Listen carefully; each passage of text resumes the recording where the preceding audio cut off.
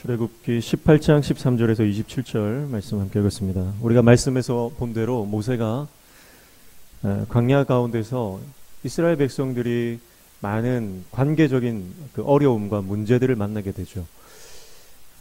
사람이 모이는 곳에는 어쩔 수 없이 갈등이 생기게 마련이고요. 손해를 입히는 사람이나 손해를 당하는 사람, 그리고 여러 가지 어려움 가운데 그런 일들이 필수 불가결하게 존재할 수밖에 없는 것입니다. 그런데 그러한 백성들의 문제를 모세가 다 지금 재판을 하고 있는 상황입니다. 장정만 60만인데요. 수백만 명의 사람들이 문제가 있을 때마다 모세에게 다가오니까 모세가 그 광야에서 다른 업무를 볼 수가 없어요. 그래서 백성들을 재판하는 그 일 때문에 아침부터 저녁까지 그 일에만 매달리게 되었습니다. 우리 교회 안에도 마찬가지죠. 우리가 교회라고 해서 문제가 없는 건 아닙니다. 교회 안에도요, 사람들 간의 갈등이 있을 수 있고 여러 가지 문제들이 발생할 수 있습니다. 문제는 그러한 일들이 일어났을 때 우리가 어떻게 그것을 해결하고 잘 대처하는가가 중요한 거예요. 문제가 일어난다고 잘못된 것이 아니고 문제가 있을 때 어떻게 잘 소통하고 잘 해결할 것인가 하는 것이 우리에게 주어진 과제다라고 하는 것입니다. 구약 성경에 보면은요, 교회에 대한 5가지 모형이 나옵니다. 첫 번째가 노아의 방주예요.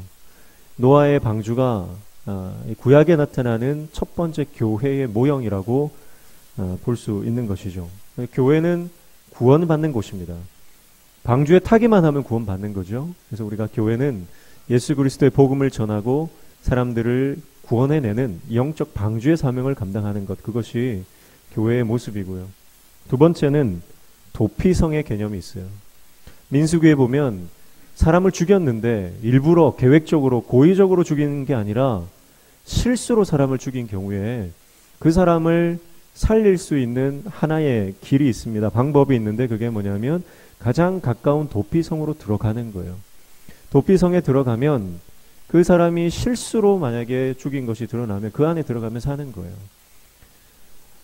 교회라고 하는 것은 피난처라는 뜻입니다.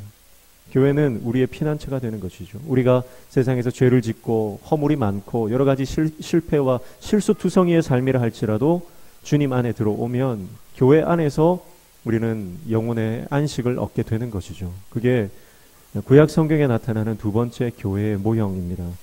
세 번째는 성막이에요. 성막은 이스라엘 백성들이 광야 가운데서 이동형으로 쳤던 하나님의 임시 처소죠. 그래서 이 성막에 하나님의 임재가 임했습니다. 하나님께서 이 성막의 지성소 가운데 임재하셨어요. 교회는 하나님의 임재가 있는 곳이다라고 하는 거죠. 그리고 네 번째가 회당입니다. 성전이 무너졌을 때에 사람들이 더 이상 예배할 곳이 없을 때, 그리고 포로로 끌려갔을 때 사람들은 어디서 예배를 드리나요? 회당을 세워서 거기에서 예배를 드립니다. 거기서 말씀을 배우고 거기서 말씀을 가르치는 일들이 일어나요.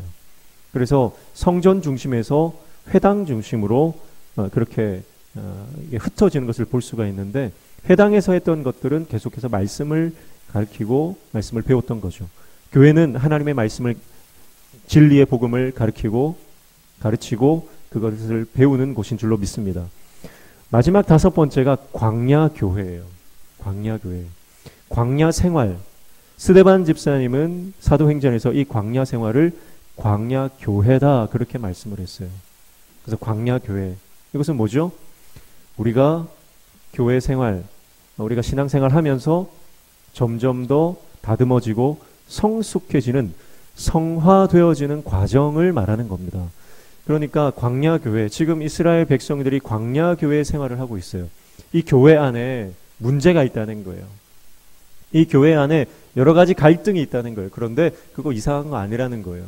왜냐하면 우리는 다 문제가 많고 우리는 다 아직까지 성숙하지 못한 미완의 존재이기 때문에 우리는 하나님 말씀으로 점점 성숙해져 가고 완성되어져 가는 과정을 거칠 수밖에 없다는 것입니다. 자, 그런데 오늘 말씀에 보면 이러한 성숙의 과정, 교회가 하나 되는 과정, 교회가 갈등을 해결하는 과정, 여기에서 가장 중요한 게 뭐냐면 목회자 혼자 할 수 없다라고 하는 사실이에요. 목회자 혼자서 교회를 이끌고 갈 수 없고 지도자 한 사람의 영향력으로 교회가 세워질 수 없다는 것을 분명히 오늘 성경이 말씀하는 것입니다. 그래서 이드로를 통해서 하나님께서 모세에게 가르친 것은 뭐냐면 천부장과 백부장과 50부장과 10부장을 세워라는 거예요. 그래서 조직을 개편하고 교회가 잘 돌아갈 수 있도록, 이 공동체가 잘 구성되어 돌아갈 수 있도록 리더들을 세우는 것을 말씀하고 있습니다.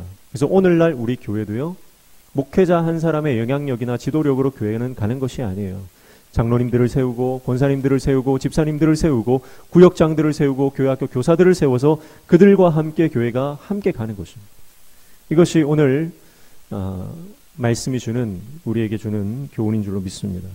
그런데요, 그냥 아무나 지도자로 세우는 게 아닙니다. 아무나 세우는 게 아니고 두 가지 큰 원칙이 있어요. 첫 번째 원칙은 19절입니다. 19절 읽어보시면 이제 내 말을 들으라. 내가 내게 방침을 가르치리니 하나님이 너와 함께 계실지로다. 너는 하나님 앞에서 그 백성을 위하여 그 사건들을 하나님께 가져오며 그들에게 율법과 법도를 가르쳐 마땅히 갈 길과 할 일을 그들에게 보이고, 그렇게 말씀합니다. 여기에서 하나님 앞에 서 있으라라고 하는 것은 모세가 하나님 앞에서 대표로 서 있으라는 거예요. 그리고 그 대표가 할 일은 뭐예요? 하나님의 말씀을 가르치는 일입니다. 근본적으로 문제가 터지면 문제를 해결하는 게 아니고 문제가 터지기 이전에 하나님의 말씀과 하나님의 법과 규례를 가르치는 것이 먼저다라는 거죠. 그러니까 지난번에도 제가 한번 말씀드렸지만 우리 신앙은요, 수리하는 신앙과 정비하는 신앙이 있다 그랬어요.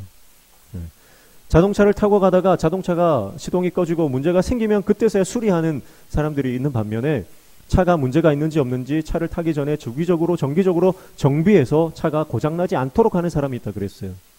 여러분, 말씀이라고 하는 것은 우리가 날마다 우리 삶을 돌아보게 하는 것이고 말씀을 통해서 우리는 날마다 새롭게 되는 줄로 믿습니다.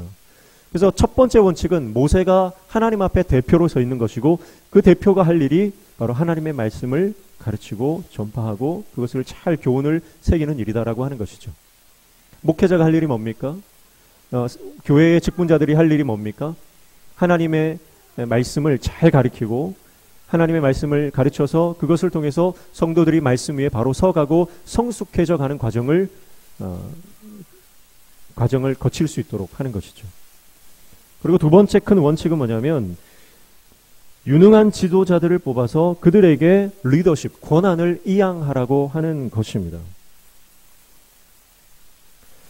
그래서 21절 말씀에 보면 너는 또 온 백성 가운데서 능력 있는 사람들 곧 하나님을 두려워하며 진실하며 불의한 이익을 미워하는 자를 살펴서 백성 위에 세워 천부장과 백부장과 50부장과 10부장을 삼아 22절에 그들이 때를 따라 백성을 재판하게 하라. 큰 일은 모두 내게 가져갈 것이요 작은 일은 모두 그들이 스스로 재판할 것이니 그리하면 그들이 너와 함께 담당할 것인즉 일이 내게 쉬우리라 말씀합니다. 권한, 리더십을 능력 있는 사람들에게 이양하라는 거예요. 그래서 여기에 함께라는 말이 나오죠. 동역자가 필요하다. 하나님의 일은 혼자 하는 것이 아니고 동역자들과 함께 동역하는 것이다. 그렇게 말씀하고 있습니다. 오늘 저와 여러분이 이런 동역의 아름다운 관계가 되기를 축복합니다. 우리 모든 교회 성도들이 함께 주님의 일을 감당하는 아름다운 동역의 관계가 아름다운 동행의 여정이 되기를 축복합니다. 그런데 아무나 뽑는 게 아니에요. 능력 있는 사람을 뽑으라 그랬어요. 능력 있는 사람을 뽑으라. 여기에서 능력이라고 하는 것은 능력 있는 사람, 이쉬 하일이라는 단어를 씁니다. 이쉬, 사람이죠. 남자죠. 하일이라고 하는 것은 지도력을 말합니다. 어떤 굉장한 지도력과 그리고 영향력을 있는 사람을 가리킬 때 하일이라는 단어를 쓰죠. 그래서 큰 용사요, 하나님의 사람, 용사, 큰 자, 유력한 자 이런 말을 다 쓸 때는 하일이라고 하는 단어가 꼭 들어가요. 현숙한 여인 할 때도 에셔트 하일이라는 단어가 들어가죠. 그래서 이쉬 하일이라고 하는 것은 지도력과 영향력을 가진 능력 있는 사람을 가리키는 것입니다. 어떤 사람이 능력 있는 사람입니까? 오늘 말씀은 세 가지를 말씀합니다. 첫 번째, 하나님을 경외하는 사람입니다.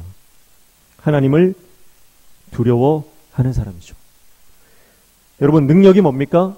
능력은 힘이 세고 막강한 재력과 막강한 권력을 가진 것이 능력이 아니라 하나님이 보시는 첫 번째 능력은 하나님을 경외하는 사람입니다. 하나님을 두려워하는 것이 우리의 능력인 줄로 믿습니다. 하나님을 경외하고 그분 앞에 겸손히 행하는 사람이 하나님이 들어 쓰시는 능력 있는 종이 된다라고 하는 것이죠. 교만한 사람은 하나님 쓰지 않습니다. 아무리 세상적으로 잘 나가고 능력이 있어도 교만한 사람은 하나님께서 절대로 쓰지 않으십니다. 우리가 처음에는 겸손했다가 나중에 변질되어 교만에 빠지면요, 하나님 그 사람을 버리십니다. 이스라엘의 초대 왕 사울이 그런 사람이었어요. 그는 처음에는 겸손한 듯 보였지만 그가 권력을 차지했을 때, 그가 왕위에 올랐을 때 그는 그의 본색이 드러나서 그의 교만이 드러나게 되는 것이죠. 그래서 그 사람을 알아보려면 팔에 완장을 채워주면 안다는 거예요. 완장을 차보면 그 사람이 정말 겸손한 사람인지 아니면 탐욕으로 가득한 사람인지를 보게 된다는 거죠. 여러분, 오늘 하나님께서 우리에게 귀한 직분을 주시고 또 우리에게 많은 사명들을 허락하셔도 끝까지 겸손히 감당할 수 있는 하나님의 종 되시기를 축복합니다. 두 번째는 진실한 사람이에요. 진실한 사람. 거짓말하는 사람은 하나님 싫어하시고요. 거짓말하는 사람은 하나님이 쓰지를 않으신다는 거예요. 여러분, 사람을 사귈 때 첫 번째 봐야 될 게 바로 그 사람이 진실한가입니다. 아무리 그 사람이 좋아도요, 거짓말을 입에 달거나 늘 거짓을 말하는 사람은요, 그 사람과 멀리 해야 됩니다. 아무리 그 사람이 좋아도 정이 가도요, 거짓말 한다 그러면 그 사람과는 거리 두기를 하셔야 됩니다. 여러분, 하나님은 진실한 사람을 기뻐하시고 하나님은 진실한 사람을 사용하시는 거예요. 여러분, 오늘 저와 여러분도 습관적으로 하는 거짓말이 있을 수 있어요. 그 모든 거짓을 내려놓는 저와 여러분 되시기를 축복합니다. 하나님 앞에 진실해야 돼요. 한 번 거짓말하는 사람은요, 또 거짓말하고 또 거짓말합니다. 여러분, 우리 안에 이 거짓의 영이 있는데 이 거짓의 영을 대적하고 내가 이것을 돌파해야 됩니다. 가정 안에서 남편과 아내가 여러분 진실해야 됩니다. 부모와 자녀가 진실해야 됩니다. 올바른 관계가 회복되지 않으면 이 진실이 이루어지지 않습니다. 세 번째는 악한 불의한 이익을 미워하는 자입니다. 불의한 이익을 미워하는 자. 뇌물을 받지 않는 자죠. 이것은 사적 감정에 휘둘리지 않는 사람을 말합니다. 그러니까 말씀대로 사는 사람을 말해요. 하나님의 말씀이 기준된 사람을 말하는 겁니다. 불의한 이익, 사람들이 주는 뇌물이나, 그래서 1000부장에 올라가 있고 100부장에 올라가 있고 하다못해 10부장에 올라가 있어도요, 사람들이 그 사람에게 잘 보이려고 하거든요. 자기한테 좀 더 유리하게 재판을 해달라고 청탁을 하게 되어 있습니다. 사람의 본성이 그렇기 때문에 그렇습니다. 그러나 그때에 하나님의 말씀의 기준으로 사느냐 하는 거예요. 하나님의 말씀이 자기의 삶의 기준이 된 사람, 자기의 사적 감정이나 어떤 자기의 경험에 의해서 살아가고 판단하는 인생이 아니라 하나님의 말씀을 기준하여 그 말씀으로 살아가는 사람을 하나님께서 기뻐하시고 그 사람을 들어 쓰신다는 거예요. 이것이 바로 하나님이 보실 때 능력 있는 사람의 기준입니다. 오늘 저와 여러분이 하나님 보실 때에 하나님을 두려워하여 하나님만 예배하고 겸손히 주님 앞에 엎드리는 하나님을 경외하는 사람 되시기를 축복합니다. 그리고 날마다 하나님 앞에 진실하여 거짓을 미워하고 날마다 하나님 앞에 진실하고 신실하게 살아가는 저와 여러분 되시기를 축복합니다. 그리고 세 번째는 사적 감정에 휘둘리지 않고 오직 하나님 말씀대로 내 삶의 기준을 삼고 따라가는 말씀의 사람 되시기를 축복합니다. 이렇게 우리가 살아갈 때에 하나님은 우리를 들어 써주신다는 거예요. 그래서 이러한 사람들이 이제 이스라엘 공동체에 세워지기 시작하는 겁니다. 자, 여러분 보십시오. 모세가 이 이드로의 제안을요, 그대로 받아들이고 수용을 합니다. 네. 그래서 이스라엘은 난민이 아닙니다. 더 이상 어떤 떠돌이 집단이 아닙니다. 이 조직이 개편되고 조직이 갖춰지면서 이스라엘 백성들은 국가적인 공동체가 되는 거예요. 드디어 군대가 되는 거예요. 나중에 보면은요, 민수기에 보면 모세가 또 70인 장로를 세워요. 그러니까 70인 장로를 세운다는 것은 이제 행정적인 조직을 개편했다 이렇게 볼 수 있고요. 오늘 이 부장들을 세우는 것은 이것은 군사적이고 사법적인 조직을 개편했다 이렇게 보시면 돼요. 그러니까 사법과 군사력과 행정이 다 갖추어지는, 그래서 국가로서의 면모를 갖추게 되는 것이 이 조직을 잘 개편할 때 이스라엘이 완성되게 되는 것입니다. 인사가 만사다 그런 말이 있죠. 사람을 세우는 것이 사실은 리더가 잘 해야 되는 가장 중요한 덕목 중에 하나입니다. 연말이 되고 이제 한 해를 우리는 기다리고 있습니다. 올해가 지금 이번 주가 올해의 마지막 주일이죠. 내년에 누가 우리 교회를 위해서 헌신할까? 하나님께 기도하면서 하나님이 헌신된 하나님의 종을 보내주십시오. 늘 기도하고 하나님 앞에 구합니다. 우리 교회 공동체 안에 이런 하나님의 종이, 하나님 앞에 쓰임받는 능력 있는 하나님의 종이 많이 일어나기를 축복합니다. 그리고 저와 여러분이 내가 하나님 앞에서 우리 공동체를 위해서 이렇게 사용될 때에 우리 공동체가 하나님께서 기뻐하시는 거룩한 군대로, 영적인 하나님의 공동체, 하나님의 나라로 세워져 가는 것을 꿈꾸며 하나님을 위해서 함께 일어나는 놀라운 역사가 일어나기를 축복합니다. 그렇게 하나님께서 쓰시는 하나님의 사람들이 일어날 때 이스라엘 공동체는 국가가 되고 군대가 되었던 것처럼 오늘 우리 공동체도, 우리 명신교회도 그렇게 하나님께서 들어쓰시는 강력한 영적 믿음의 공동체가 되어지는 역사가 일어나게 될 줄로 믿습니다. 모세는 24절에 보니까요. 모세가 자기 장인의 말을 듣고 그 모든 말대로 했다 그렇게 말씀하고 있습니다. 그러니까 모세는 어떤 사람이에요? 귀가 열린 사람입니다. 누군가의 말을 들을 줄 아는 사람이었어요. 모세 입장에서 생각해 보세요. 이드로는 자기 공동체와 상관없는 사람 아닙니까? 의외의 인물입니다. 전혀 뜻밖의 인물이 뜻밖의 제안을 하는데 모세는 그것을 그대로 받아들여요. 여러분, 저와 여러분이 귀가 열린 하나님의 종 되시기를 축복합니다. 솔로몬도 1000번제를 드리고 하나님 앞에 기도하고 하나님이 응답하셨어요. 내가 뭘 줄까? 솔로몬이 대답했던 것은 듣는 마음을 주십시오 그랬어요. 듣는 마음. 우리 예수님께서 이 땅에 오셔서 아기 예수로 이 땅 가운데 연약한 인간의 모습을 입고 오신 이유가 뭡니까? 우리의 삶을 들으시기 위함이에요. 우리의 아픔을 들으시기 위함이에요. 우리의 상처와 고통과 우리의 해결할 수 없는 답답한 문제들을 그분이 직접 체험하시기 위함이죠. 함께 공감하시고 함께 눈물 흘리시고 그리고 그 모든 아픔과 눈물과 죄를 그분이 담당하시기 위해서 예수님께서 이 땅에 아기 예수의 모습으로 오신 것이죠. 그래서 오늘 저와 여러분의 귀도 열리기를 축복합니다. 우리의 마음이 열리기를 축복합니다. 그래서 누가 얘기를 해도요, 그것을 수용하고 듣고 받아들일 수 있는 소통의 강자가 되시기를 축복합니다. 소통해야 돼요. 소통이 없으면 여러분 우리는 죽는 겁니다. 자, 여러분, 그래서 모세는 이드로의 말을 듣고 그 말을 받아들이고 수용하는데 그것을 결단하는 것은요, 어쩌면 모세도 이미 알고 있었을 거예요. 이게 올바르지 않다는 것. 내가 아침부터 밤까지 하루 종일 송사만 담당하는 것, 이것이 옳지 않다는 것을 알고 있었을 겁니다. 그런데 왜 그것을 포기하지 못했을까요? 아마 모세는 사람들 위에 서서 그 사람들의 옳고 그름을 판별해주는 이 하나님 노릇하는 것에 어쩌면 중독된 것 아닌가, 그렇게 볼 수 있습니다. 여러분, 자기 말 한마디에 옳고 그름이 판별되고 내가 말 한마디 해서 어떤 사람은 승자가 되고 어떤 사람은 패자가 된다. 선악을 구분하고 잘잘못을 따질 수 있는 위치에 올라가 있으면요, 그게 얼마나 사람을 사로잡는지 몰라요. 그게 권력의 맛이거든요. 이 권력의 맛이 사람을 완전히 중독에 빠지게 합니다. 어쩌면 일 중독, 그리고 하나님 노릇하는 것에 모세는 중독되었을 수 있다, 그렇게 보는 거죠. 근데 그거를 내려놓는 결단을 하는 거죠. 그게 리더의 참 모습입니다. 오늘 저 여러분이 내가 하나님 되려고 하는, 내가 하나님 노릇하려고 하는 그 모든 시도가 하나님 앞에서 무산되어지기를 축복합니다. 우리 교회 안에 하나님 외에는 예배 받으시는 분이 없어야 됩니다. 하나님만 높이고 하나님만 섬기며 하나님만 하나님 되셔야 됩니다. 그래야 공동체는 건강하게 발전합니다.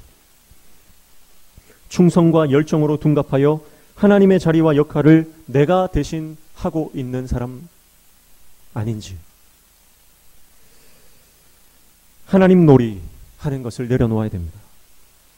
그리고 하나님은 모세에게 뜻밖의 사람을 통해서 해결책을 주셨던 것처럼 우리도 뜻밖의 경로들을 통해 하나님의 음성을 들을 수 있다고 하는 열린 사고와 생각을 가지고 살아가야 할 줄로 믿습니다. 때로는요, 제가 집에 있으면 우리 집 아이들이 그런 얘기해요. 목사가 왜 이래? 아빠 목사 맞아? 그런 얘기를 한 번씩 할 때가 있어요. 그런 얘기를 들으면요, 제가 뜨끔뜨끔한 거죠. 그렇지, 나는 내 정체성과 신분을 잊으면 안 된다. 그런 생각을 하게 되죠. 그러니까 그 작은 아이들의 입을 통해서도 내가 하나님의 음성을 듣고 깨닫는다면요, 여러분 하나도 우리 인생 가운데 버릴 것이 없다는 것이죠. 저 사람은 나랑 상관없으니까 무시해도 되고 그런 게 아니라는 겁니다. 하나님은 언제 어떤 모양으로 어떤 모습으로 어떤 말씀으로 우리에게 말씀하실지 모르는 거예요. 그래서 항상 우리는 열린 마음과 자세를 가지고 하나님의 음성에 귀를 기울이는 삶을 살아가야 할 줄로 믿습니다. 오늘은 성탄절이고요. 그리고 오늘 우리는 그동안 교회를 위해서 오늘 말씀에 나오는 1000부장, 100부장, 50부장, 10부장처럼 교회를 위해서 헌신하고 수고했던 세 분의 은퇴식을 진행하려고 합니다. 사랑하는 성도 여러분, 일을 시작할 때가 있으면 일을 마칠 때가 있습니다. 태어날 때가 있으면 죽을 때가 있는 것이고요. 우리 인생은 반드시 시작과 끝이 있습니다. 시작보다 중요한 것이 과정이고요. 과정보다 중요한 것은 마무리라고 생각합니다. 오늘 우리는 세 분의 아름다운 이 은퇴를 준비하면서 나도 하나님 나라에서 이렇게 리더십을 부여받고 고난을 이양받았다면 오늘도 아름답게 우리의 삶을 하나님 나라에 쓰임받는 인생이 되어야 된다. 그런 생각을 가지고 이번 한 주 동안도 하나님 말씀으로 승리하며 주님과 동행하는 인생 되시기를 주님의 이름으로 축복합니다.